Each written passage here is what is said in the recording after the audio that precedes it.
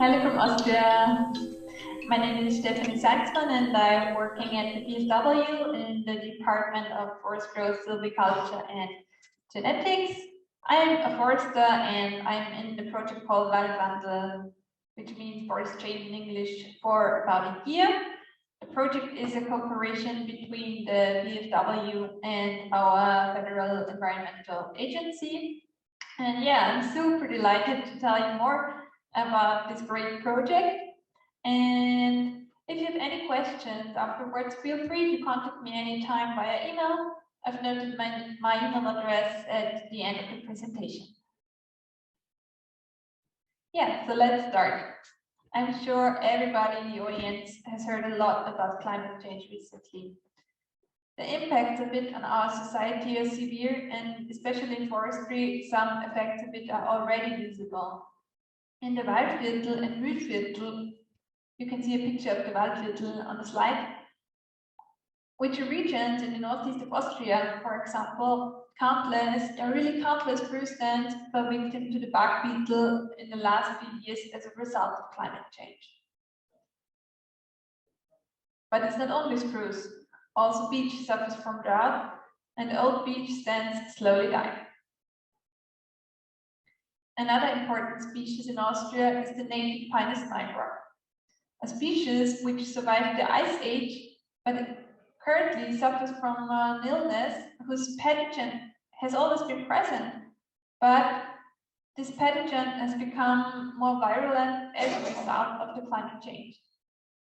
Next to these changes are problems related to globalization, like ash dieback, that decreases the number of available native species for forestry.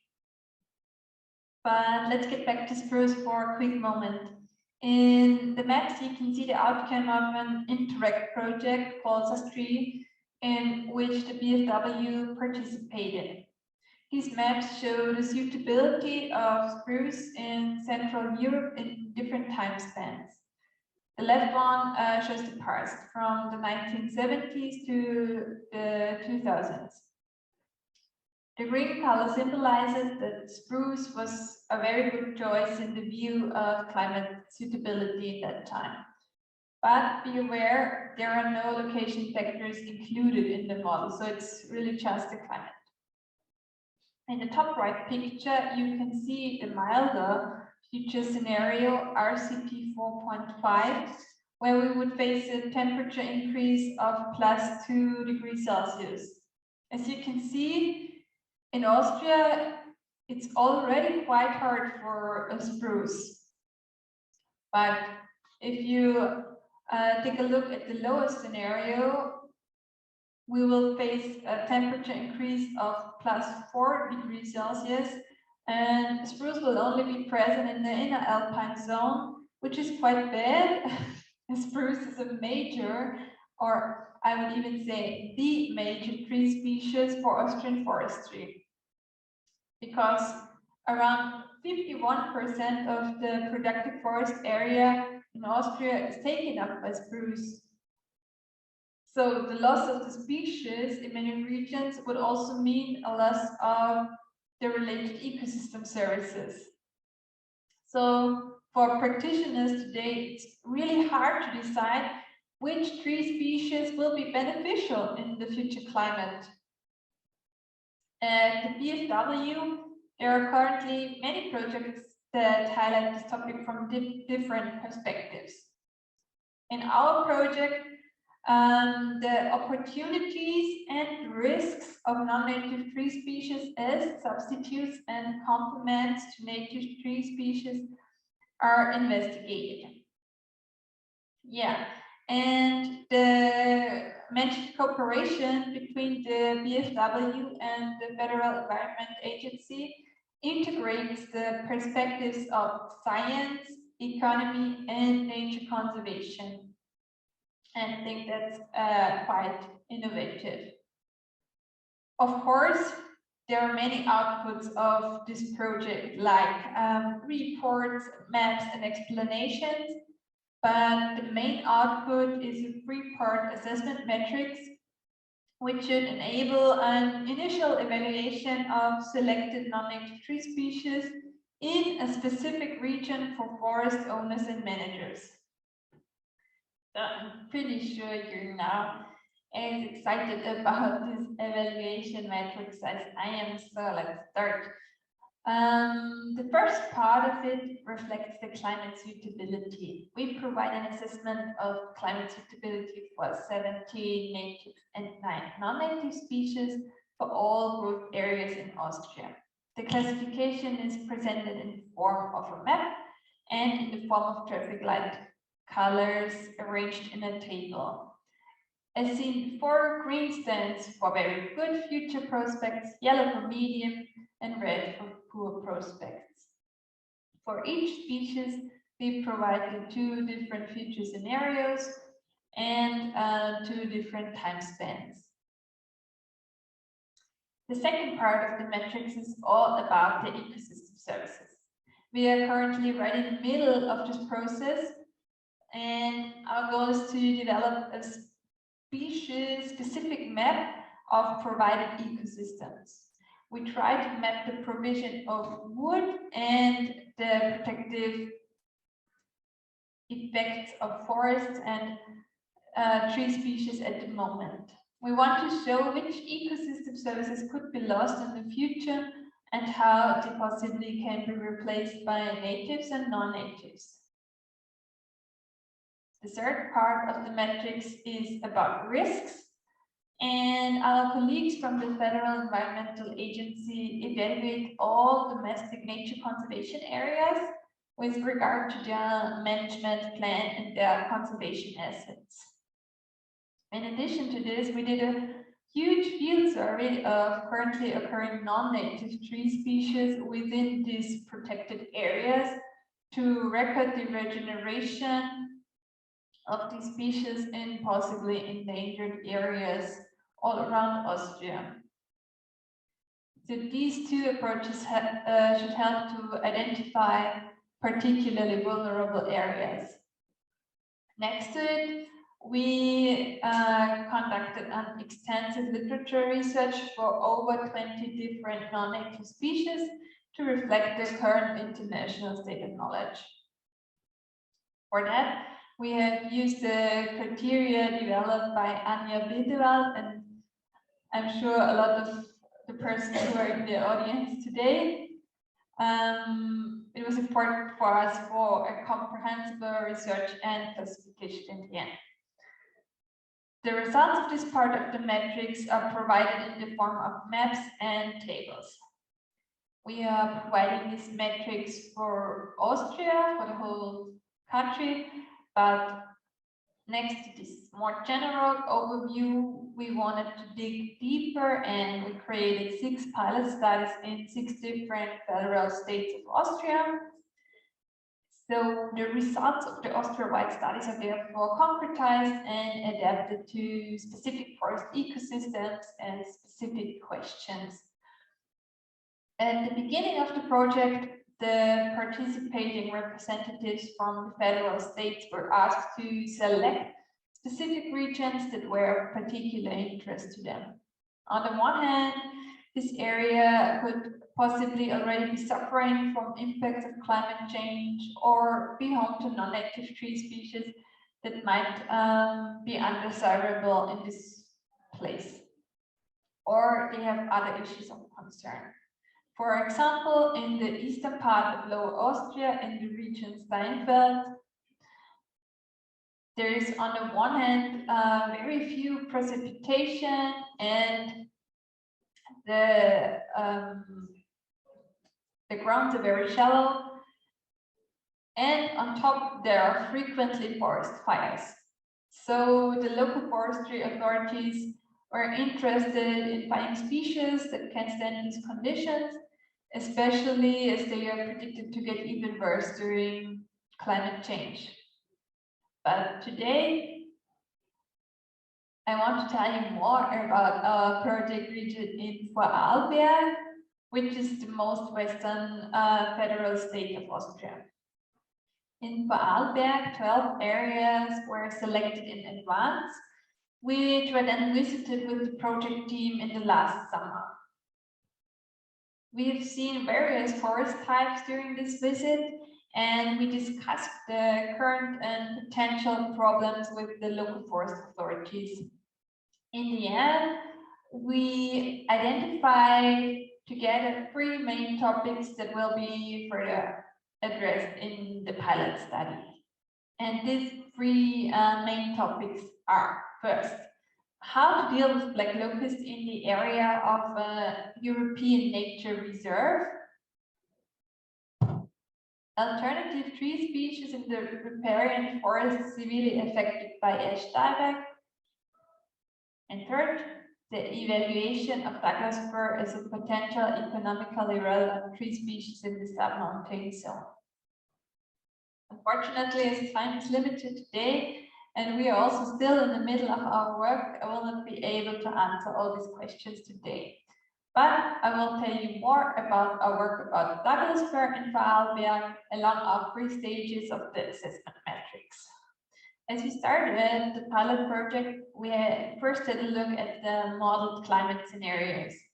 We selected the area of Vorarlberg, and this narrow black line marks the district of Feldkirch. All forest areas of significance for the further analysis are located within this district. The 2 maps on the left show the future perspective of spruce in 2 different scenarios, and on the right you can see them for fir. So the first one shows again a scenario where we expect a temperature increase of +2 degrees Celsius. The second one shows an increase of +4 degrees Celsius. So what does it mean? It's again like the traffic light in the green zone. Spruce is going to be likely to occur, and the more yellow it gets, the unlikelier it will be. We checked this out for all the occurring native species and for the non-natives that were of interest for the local authorities. And for sure, we checked the future perspectives of Douglas fir and black locust.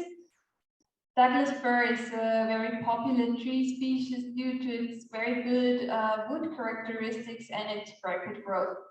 In some areas in Feldkirch, there are already Douglas fir stands that look very promising so far. For this reason, the evaluation of Douglas fir from various points of view was an important issue for the local forestry authority. However, it was not only economic aspects that prompted the identification of the topic. On the part of nature conservation, there were also concerns about the potential invasiveness of the Douglas fir. As you can see, the conditions for Douglas fir are mediocre to good.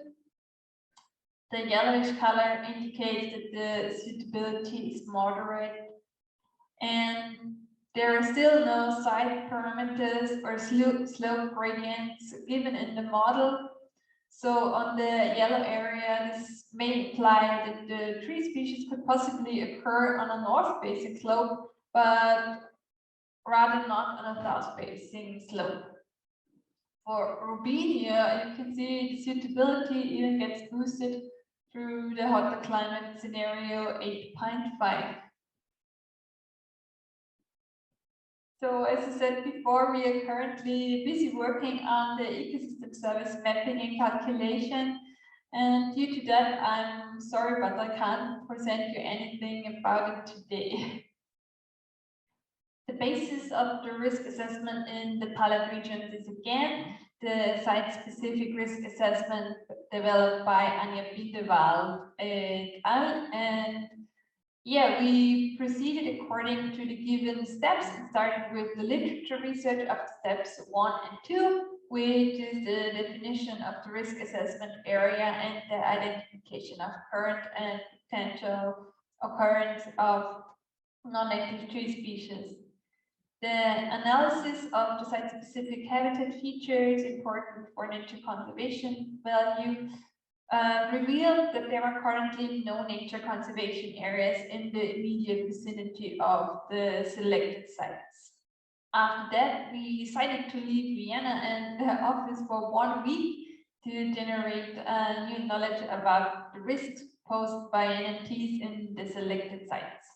We, that's myself and my wonderful colleagues Julia and Vanessa, who you can see in the picture, and of course our 2 hairy assistants. During our stay in Feldkirch, we visited 3 different Douglas fir stands and 2 stands consisting mainly of black locust. The Douglas fir stands were mixed stands with beech, fir, and spruce. So I picked one of these 3 Douglas fir stands.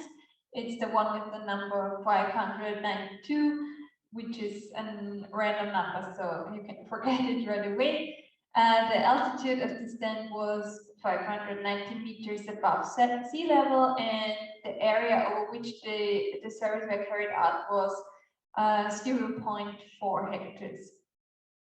So the Douglas firs that occur there today were planted about 80 to 100 years ago, so they are quite big already. And yeah, the original forest community would be beech forests. The primary aim of the survey was to record the natural regeneration of Douglas fir. For this purpose, we did 3 sample circles of 50 square meters each per site.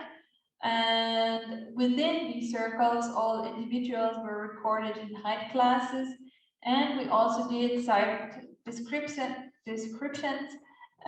which cover the surrounding vegetation as well as the vegetation within the circles. So we found a total of 11 native species at this site, and the highest number of individuals were found from sycamore, ash, and fir. And it was quite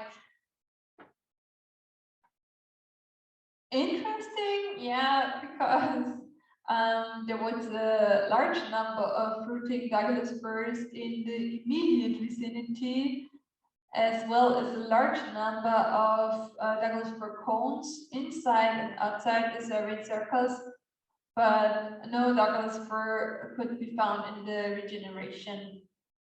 Interestingly, a single small red oak was found. Also, no red oak was found in the adult red oak was found in the surrounding area. Yeah, to finish the risk assessment, we used the evaluation scheme in the picture. First decision is if there is enough information available about the risks of negative impacts. As there is enough information, we follow the yes arrow.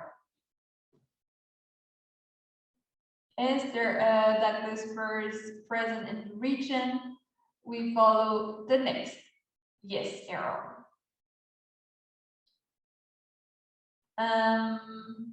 The next question is if there are any reported negative impacts or indications for this in the risk assessment area. And as there are no reported negative impacts, and we also couldn't find negative impacts, we conclude that Douglas fir is currently safe within this area and that there is currently a low risk of negative impacts.